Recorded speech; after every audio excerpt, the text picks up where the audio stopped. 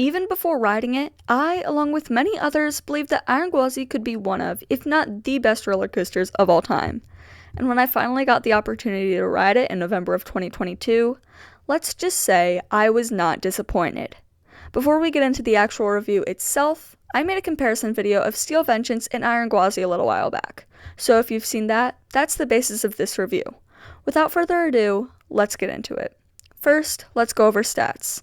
Iron Gwazi is currently the tallest hybrid coaster in the United States, while it's tied in height for the world record with Zadra at Energylandia.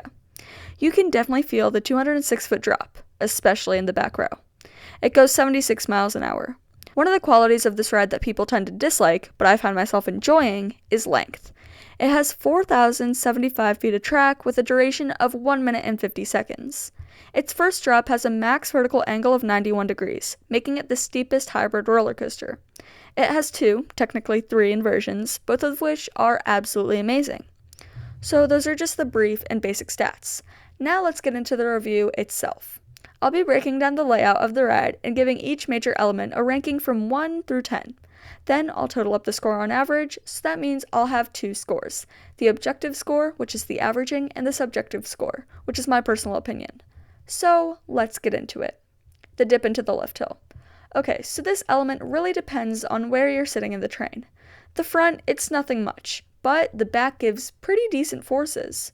Either way, it's still not the best element, which is to be expected, so I'll give this element a 4 out of 10. First drop. Let's just get this out of the way. This has got to be one of, if not the best roller coaster drops that I've experienced.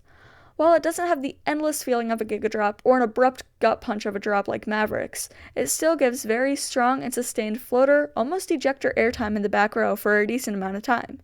Easily, I would give this element a 9.5 out of 10, only because I think it was a little bit weaker during the day. The Outer Bank. Don't get me wrong, Steel Vengeance's Outer Bank is better, but not by a wide margin. This element takes you high above the park for a couple of seconds of flow-ejector airtime. It's truly unforgettable, and other than the first drop, it really sets the tone for what else you're about to experience. This element gets a 9 out of 10. The death roll. This, the first drop, and one other future element on this ride make up my favorites.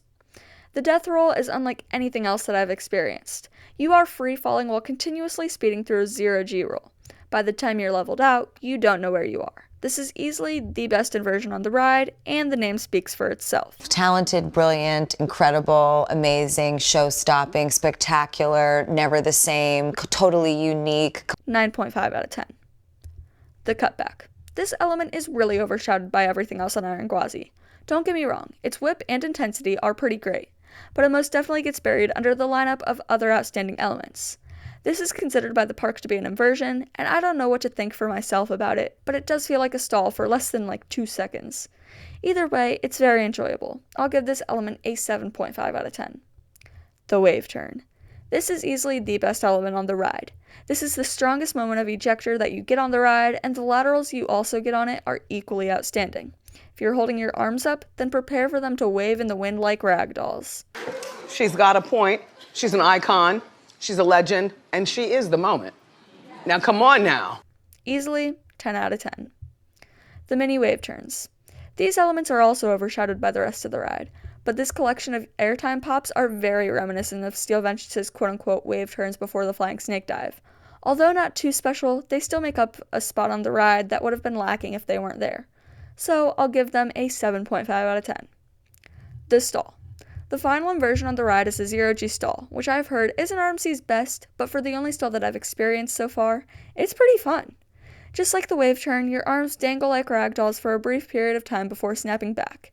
It's a very sustained, while also abrupt stall. I'll give this element an 8.5 out of 10. The trick track. The next major element on Iron Gwazi is a sort of trick track maneuver. I have yet to ride another coaster with this type of element, but from what I've experienced, this is really fun. It combines quick pops of ejector with laterals that are good enough to fling you into the person next to you. It's one of the smallest elements on the ride, but it's still so much fun. I'll give this element an 8 out of 10. The drawn out turn into the final airtime hill.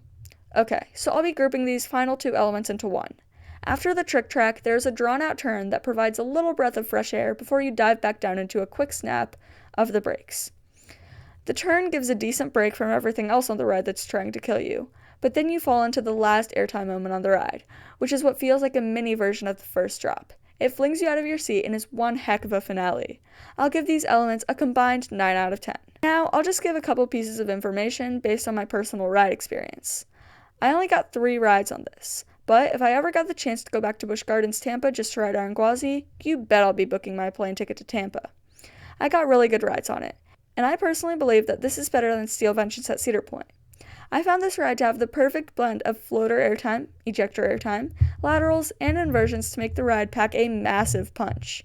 So it's time for the subjective and objective scores. For the objective, I tallied up all 10 major elements and then divided the total of that by 10 to get the average, and this actually surprised me.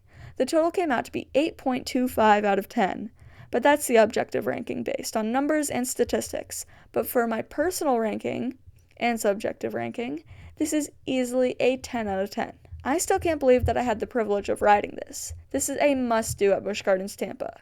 If you haven't ridden it and it's still not on your bucket list, do me a favor and add it somewhere near the top. It's worth the hype in my opinion and is a stellar ride. But anyways, that's about all for this video. Thank you guys so much for watching and I will see you next week.